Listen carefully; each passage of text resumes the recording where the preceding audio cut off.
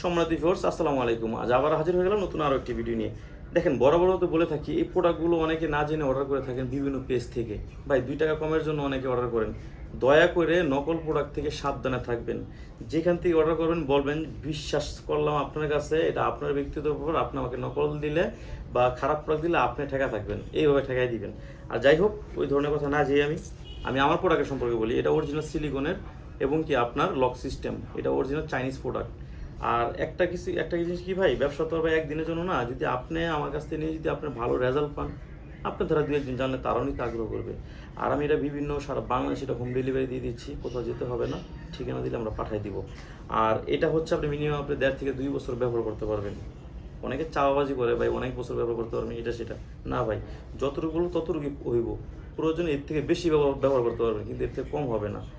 আর এই প্রোডাক্টগুলো ওইসব ভাইদের জন্য, দেখা যায় যারা টাইমিং একটু বেশি বাড়াইতে চান, জিনিসটা একটু বড় করতে চান, তাদের জন্য এগুলো ইউজ করেন।